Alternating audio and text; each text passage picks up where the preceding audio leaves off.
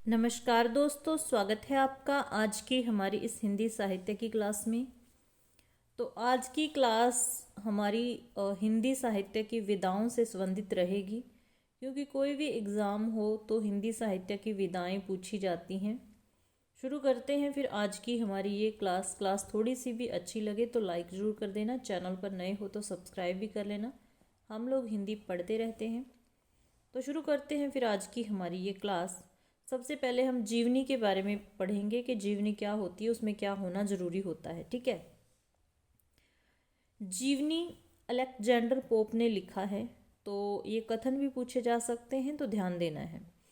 The proper study of man kind is man, अर्थात मनुष्य जाति का सबसे उपयुक्त अध्ययन का विषय मनुष्य ही है। तो ये कथन किसका है? अलेक्जेंडर पोप का है। ठीक है। साहित्य का केंद्र बिंदु भी कौन होता है? मनुष्य होता है। साहित्य का केंद्र बिंदु कौन होता है? मनुष्य ही होता है। उसी की आशा आकांक्षा हर्ष उद्वेग सुख दुख को व्यक्त करना साहित्यकार का उद्देश्य होता है। तो साहित्यकार का उद्देश्य क्या होता है? एक मनुष्य की आशा आकांक्षा हर्ष उद्वेग सुख दुख को व्यक्त करना। पर साहित्यकार की अन्य विधाओं तथा जीवनी या आत्मकथा में अंतर यह है कि यहाँ कविता कहानी उपन्यास नाटक आदि में कल्पना का प्राधान्य रहता है, वहाँ जीवनी में उसके लिए बहुत कम अवसर होता है। तो जीवनी और साहित्य की जो अन्य विधाएं होती हैं उसमें अंतर क्या होता है? जैसे कहानी हो गई, उपन्यास हो गया, नाटक हो गया, तो उनमें क्या होता है? कल्पना का मतलब अंश रहता है, प्रधानता रहती है कल्पना की। लेकिन जीवनी में ऐसा बहुत कम देखा जाता है। जीवनी व्यक्ति को अध्ययन का विषय बनाकर, एक व्यक्ति को जो जीवनी होती है उसमें एक व्यक्ति को अध्ययन का विषय बनाया जाता है, उसके संबंध में अधिकाधिक जानकारी प्राप्त कर उसके सर्वांगीण अंतर्बाह्य जीवन का वर्णन करती है। मतलब कि एक जीवनी में एक व्यक्ति जो कि केंद्र बिंदु होता है, उसके आंतरिक और बाहरी जीवन का उसमें वर्णन होता है। यह व्यक्ति के गुण दोष महानताएं क्षुद्रताएं सभी की जानकारी होती है। एक जीवनी में एक व्यक्ति की केवल और केवल उसके गुण ही नहीं होते, मतलब विशेषताएं ही नहीं होती, उसकी जो कमियां होती हैं उसको भी साथ लेके चलना होता है। यदि कोई लेखक ग्लैडस्टोन की जीवनी लिखता है तो वह प्रधानमंत्री के रूप में उसके कृतित्व का ही लेखा जोखा प्रस्तुत नहीं करेगा। यहाँ पर एक उदाहरण दिया गया है कि अगर कोई जीवनी लेखक है, वो ग्लैडस्टोन की जीवनी लिख रहा है, तो केवल यही नहीं बताएगा कि उसने मतलब प्रधानमंत्री बन के क्या क्या काम किए, अपितु इस तथ्य का भी उद्घाटन करेगा कि उसमें दूसरों की वस्तुओं को अनजाने उठाकर जेब में डाल लेने की आदत थी। तो उसको एक बुरी आदत थी, किसी की भी वस्तु मतलब उठा के जेब में डाल लेते थे, और उसकी पत्नी उसके घर लौटने पर उसके निजी सचिव की सहायता से उन चीज़ों को उनके स्वामियों के पास भिजवाया करती थी। इसीलिए डॉक्टर जॉनसन ने लिखा है, ये कथन ध्यान रखने हैं, किसने लिखा है? डॉक्टर जॉनसन ने। जीवनीकार का लक्ष्य जीवन की उन घटनाओं और क्रियाकलापों का रंजक वर्णन करना है जो व्यक्ति विशेष की बड़ी से बड़ी महानता से लेकर छोटी से छोटी घरेलू बातों तक से संबंधित होती है। तो जीवनीकार का क्या लक्ष्य होता है? जीवन की उन सारी घटनाओं सारे क्रियाकलापों का वर्णन करता है, जो मतलब उसके जीवन की बड़ी से बड़ी घटना भी हो सकती है और छोटी से छोटी घटना भी हो सकती है। जीवनी में व्यक्ति का संपूर्ण जीवन वृत्त भी आ सकता है। तो जीवनी में क्या कुछ शामिल होता है? किसी व्यक्ति का पूरा जीवन भी हो सकता है और उसके किसी एक काल या चरित्र पक्ष का भी वर्णन जीवनी में हो सकता है। ठीक है।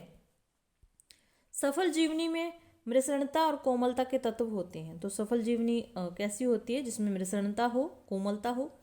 यद्यपि जीवन लेखक जो जीवनी लेखक होता है निष्पक्ष, अलिप्त तथा वस्तुपरक वैज्ञानिक दृष्टिकोण से जीवनी के तथ्यों का विवरण प्रस्तुत करता है, पर चूंकि जीवनी नीरस इतिहास मात्र नहीं है, तो जीवनी को हम केवल इतिहास नहीं कह सकते और ना ही ये ब्यौरों और घटनाओं का संकलन मात्र।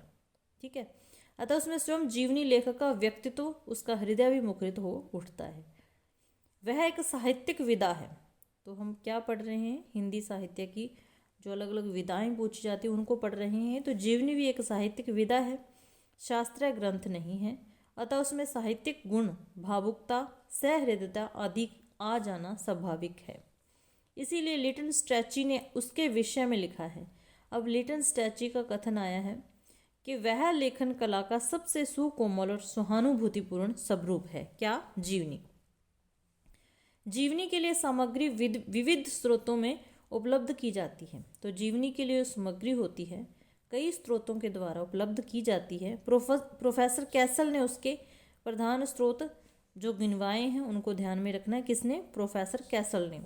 सबसे पहले वो कहते हैं कि उस व्यक्ति पर लिखे गए या उससे संबद्ध ग्रंथ हो सकते हैं। जिस व्यक्ति की हम जीवनी लिख रहे हैं या कोई जीवनी लेखक है, जिस भी व्यक्ति की जीवनी लिख रहा है तो उससे संबंधित जो उस व्यक्ति पर लिखे गए ग्रंथ होंगे तो वो उसको सहायता प्रदान करेंगे। ठीक है, वहाँ से सामग्री उपलब्ध की जा सकती है। दूसरा है व्यक्ति के पत्र या डायरी हो सकती है। उस व्यक्ति की जिसकी जीवनी लिखी जा रही है उसकी कोई मतलब उसके पत्र हो सकते हैं, उसकी लिखी डायरी हो सकती है, उसके समकालीनों के संस्मरण हो सकते हैं। ठीक है, संस्मरण समझते हो आप। जीवित व्यक्तियों जो मतलब जीवित व्यक्ति उससे संबंधित हैं उनसे मिली जानकारी हो सकती है। चरित्र नायक के निवास स्थलों का भ्रमण, और वहाँ जहाँ जहाँ मतलब वो व्यक्ति रहता है उसके निवास स्थान का भ्रमण करके वहाँ से कुछ चीज़ें प्राप्त हो सकती हैं जानकारी के रूप में, पर्यवेक्षण आदि। ठीक है, जीवन चरित्र के दो रूप होते हैं, एक जीवनी होती है, एक आत्मकथा। जो जीवनी होती है वो दूसरे के द्वारा लिखी जाती है, यहाँ भी ध्यान देना है। जो जीवनी होती है वो दूसरे के द्वारा लिखी जाती है, जबकि जो आत्मकथा होती है लेखक स्वयं चरित्र नायक होता है। ठीक है, पर दोनों ही लिखने में कठिन है। तो दोनों ही लिखने में क्या है? कठिन है। कार्लाइल ने इन कठिनाइयों की ओर संकेत करते हुए लिखा है कि एक सफल चरित्र का लिखना उतना ही कठिन है जितना एक सफल जीवन का अपने जीवन में निभाना। तो उन्होंने बहुत मतलब बड़ी बात कह दी है कि एक सफल चरित्र का लिखना उतना ही कठिन है जितना एक सफल जीवन का अपने जीवन में निभाना। आत्मकथा लिखना सुखद कार्य तो है क्योंकि उसमें व्यक्ति को अपने विषय में कहने का अवसर मिलता है, पर वह कठिन इसीलिए है कि उसमें लेखक को निष्पक्ष होना पड़ता है।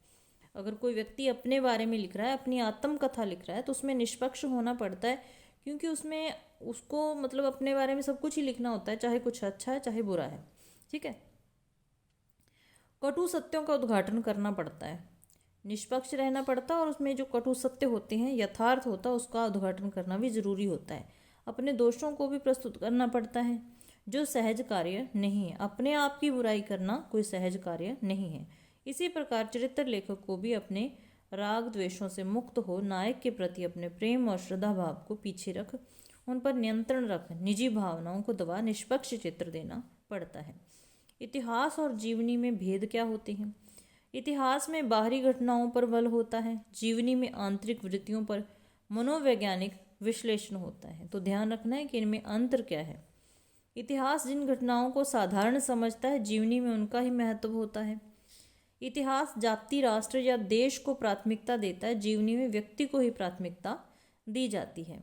जीवनी में व्यक्ति का अध्ययन प्रमुख होता है, इतिहास में गौण होता है। इतिहास में इतिहासकार का व्यक्तित्व नहीं झलकता, जीवनी में जीवनीकार की झलक पड़ती है, जहाँ उसका जो व्यक्तित्व है झलक पड़ता है। अंग्रेजी में रॉबर्ट सदे का द लाइफ ऑफ नेल्सन तथा बॉसवेल का डॉक्टर जॉनसन प्रमुख जीवन चरित्र है। हिंदी में जीवन चरित्र के प्रति उदासीनता रही है, पर आत्मकथाएं सुंदर लिखी गई हैं, जिनमें डॉक्टर राजेंद्र प्रसाद की आत्मकथा सर्वश्रेष्ठ मानी जाती है। तो आज की क्लास में हमने जीवनी के बारे में पढ़ा।